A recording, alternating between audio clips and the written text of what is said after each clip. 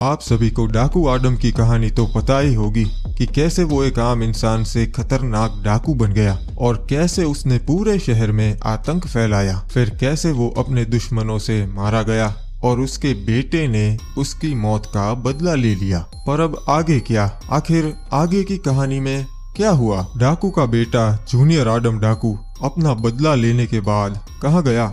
आखिर सारे क्रिमिनल्स कहाँ गए? ये सब जानने के लिए आपको ये पूरी सीरीज देखनी होगी। तो पेश है आपके लिए आदम डाकू की एक और नई सीरीज।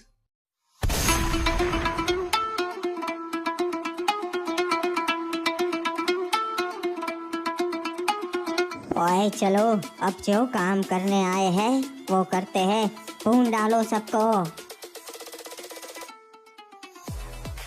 भाई, पर ये करने की क्या वजह है? हम कुछ और भी तो कर सकते हैं। जैसे कि हम हमारा कारोबार चला रहे हैं, वही इससे तो पुलिस हमारे पीछे पड़ जाएगी। तेरा काम सिर्फ मेरे लिए काम करना है, कुछ और नहीं।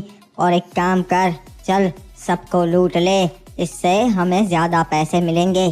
ठीक है बॉस, जैसा आप कहे। अभी सबकी जेबें खाली करता हूँ। साहेब, जैसा आपने बोला वैसा कर दिया है। मैंने दोनों कैदियों को जेल भेज दिया है और दूसरी फाइलें भी रेडी कर दी है जिनको आपने बोला था। अरे साहेब, आप मेरी बात सुन भी रहे हैं या नहीं? कहाँ व्यस्त हो आप? तू सुबह से काम में व्यस्त होगा तावड़े। तूने टीवी पे नजर ही ना डाली होगी। एक बार सिर घुमा के देख ले क्या आ रहा से। आज के मुख्य समाचार। शहर के एक अच्छे एरिया में ताबड़तोड़ गोलियां चली। रात को 3 लोगों ने आकर 8 लोगों की हत्या कर दी। माना जा रहा है कि ये हत्याएं सिर्फ लूट के इरादे से हुई है। उन तीनों अपराधियों की अब तक कोई भी पहचान नहीं हो पाई। पर आखिर सवाल ये है कि हमारे शहर की पुलिस क्या कर रही है? शहर में क्राइम बढ़ता चला जा रहा है और अभी तक कोई भी एक्शन नहीं लिया जा रहा। अगर ऐसा ही चलता रहा तो ये शहर जल्द ही खत्म हो जाएगा। देखा तूने, आज तक ऐसा कभी ना हुआ। ये पहली बार हुआ से कि किसी ने ये किया। कितने लोग मारे गए। कुछ करना होगा। हाँ, मुझे पता है साहब, कुछ करना होगा, पर क्या करे? हमारे पास ऐसा कोई ऑफिसर भी तो नहीं है और ये गुंडे भी बहुत ज्यादा है। एक आदमी से मैं सोच रिया सू के इंस्पेक्टर हिपॉप को फिर से यहाँ बुला लूं। उसके अलावा हम नहीं हैंडल कर सकते यो सब। पर साहेब, काफी साल हो चुके। क्या आपको लगता है हिपॉप साहेब यहाँ पे आएंगे? मन ने पूरा यकीन से तावड़े कि वो जरूर आवेगा। उसे बुलाने की तैयारी करो। पर अगर इंस्पेक्टर हिपॉप आ भी गए तो फिर भी वो एक क्या कर लेंगे? पूरे शहर में बहुत ज्यादा गुंडे हैं, उनका धंधा भी बहुत बड़ा है साहब। मन ने सब पता से, पर हम उन्हें लीगली ना पकड़ सकते। इसलिए मैं हिपहॉप को बुलाना चाह रिया सू और हिपहॉप के पास कोई ना कोई तरकीब होगी। मन ने पक्का यकीन से।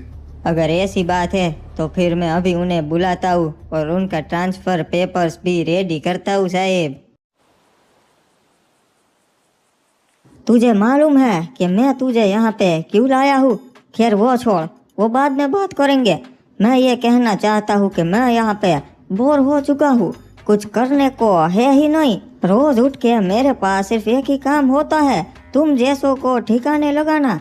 ना कोई यहाँ बड़ा माफिया है, ना ही कोई मेरे टक्कर का गुंडा। अब पता नहीं करूँ तो करूँ क्या। पहले के जमाने में मेरे भी खतरनाक दुश्मन हुआ करते थे, तब मजा आता था। अगर ऐसा ही चलता रहा, अगर मेरा कोई दुश्मन ही नहीं है, फिर तो मेरा दम घुट जाएगा। मैं अपने दिल की बात बता रहा हूँ। मैं यहाँ पे बोर हो रहा हूँ। मुझे लगता है मुझे कहीं और ट्रांसफर ले लेना चाहिए। खैर छोड़, जब तू तैयार हो तब बताना एनकाउंटर के लिए। तब तक बातें करते हैं। ये क्या कह रहे हो जे? एनकाउंटर नहीं, मेरे को छोड़ दो जे। और डरता क्यों है? रुक जा।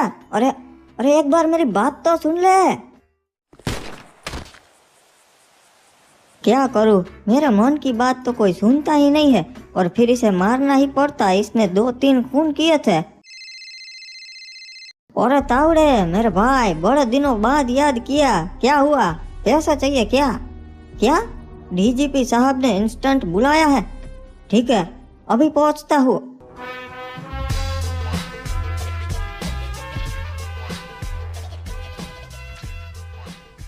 अरे भाई इंस्पेक्टर हिप हॉप, हमारा सबसे काबिल अफसर, स्वागत से फिर से आदमपुर में। कैसा है? और डीजीपी साहब, मैं तो बहुत बढ़िया हूँ। खैर वो बताइए कि इतना अर्जेंट क्यों बुलाया है? पता है जहाँ मेरा पोस्टिंग है वो यहाँ से 200 किलोमीटर दूर है। रे चिंता मत कर हिप हॉप, तन्ने फिर से वापस ना जाना होगा। मैं थारा पोस्टिंग फिर से यहाँ करवा रियासू। अच्छा, सुबह न्यूज़ देखी मैंने, उसकी वजह से मेरा पोस्टिंग यहाँ करवा रहे हैं क्या? डीजीपी साहब सच बताऊँ तो मुझे यहाँ पे बिल्कुल इंटरेस्ट नहीं है। साहेब, आपके बिना इन सबको मारना नामुमकिन है, ऐसा मत बोलिए। आपको पता है कि शहर में कम से कम 30-40 गैंग्स होगी और उनके पास 50-100 मेंबर्स। पता है कितने लोग हुए ये?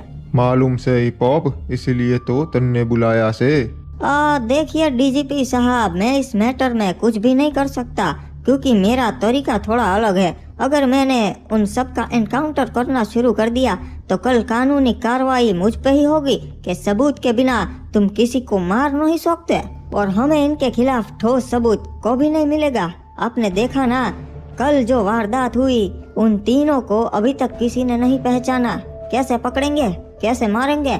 देख हिप हॉप, हमारे पास और कोई रास्ता भी ना से, हमें कैसे भी करके इन गुंडों का सफाया करना होगा और थारा ट्रांसफर भी यही होगा, मैंने तय कर लिया से।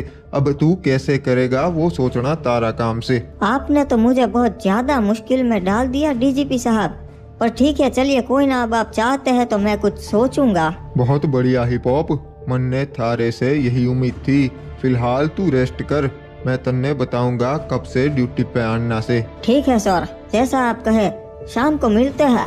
साहब, ये यहाँ आने के लिए मान तो गए, पर आपको लगता है ये सब काम हम सबसे हो पाएगा? इसने डाकू को टक्कर दी थी, ये सब तो उसके आगे मामूली से। डीजीपी साहब का भी सही है, सिर्फ ट्रांसफर करवा दो और सारा बोझ मुझ पे थोप दो। इन सबको कैसे मारूंगा मैं? ना इनके खिलाफ मुझे कोई ठोस सबूत मिलेगा, और बोल दिया तू अपनी तरीके से कुछ भी कर ले। कमाल है यार इनका भी। एक मिनट, वो तो अभी भी यही रहता है। एक बहुत ही अच्छा आइडिया आया है। डाकू का बेटा, वो अभी भी यही है। मैं उससे मिलने जाता हूँ। अगर वो मेरे साथ मिल जाए तो मैं पूरे शहर की गैंग का सफाया कर दूँ। देखिए, आपकी कार पहले जैसी नहीं हो सकती क्योंकि ये बहुत पुरानी हो चुकी है। समझने की कोशिश कीजिए। तुम दोनों को जेल भिजवा दूंगा मैंने कहा था मैं इसे थोड़ा बहुत ठीक कर सकता हूँ। मैंने ये नहीं कहा था ये बिल्कुल ठीक हो जाएगी, और मेरा आदमी काम कर रहा है, आप देखिए।